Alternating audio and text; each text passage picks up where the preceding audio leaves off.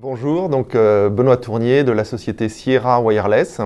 Sierra Wireless, une entreprise canadienne avec un footprint global, mondial, fournisseur de premier rang de technologies wireless, comme son nom l'indique. Donc on est spécialisé historiquement dans la fourniture de modules de communication sans fil, cellulaire, maintenant Wi-Fi, Bluetooth également.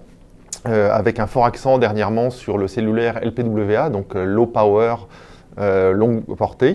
Sierra Wireless qui s'est également développé depuis les années 2015 en tant que MVNO, donc opérateur mobile virtuel, pour fournir des services de connectivité cellulaire avec une SIM bien différenciante sur le marché qui consiste à sélectionner le meilleur réseau disponible pour transmettre la donnée, donc une SIM spécialisée IoT. Donc Synox est un partenaire historique qui utilise justement notre connectivité cellulaire.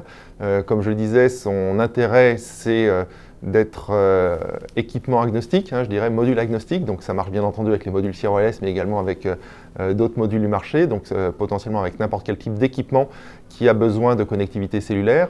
Et notre SIM va, sur la base d'une communication standardisée, d'un échange standardisé d'informations avec le module de communication, justement, notre SIM va être capable de construire un panorama de l'environnement cellulaire de l'équipement. Donc l'intervention était centrée sur le thème de la logistique, transport logistique.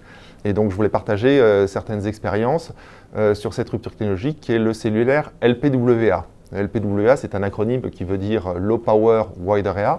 Donc c'est une nouvelle génération de connectivité cellulaire qui permet d'étendre la portée des communications. Et puis la partie low power, en fait, grâce à ces technologies de modulation améliorées, l'équipement va avoir besoin de beaucoup moins de batterie pour s'accrocher au réseau et pour transmettre la donnée.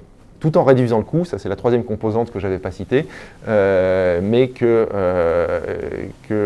est importante, puisqu'on arrive sur des coûts qui sont sensiblement inférieurs à ceux des communications 3G ou 4G, avec ce coût embarqué, ce coût hardware.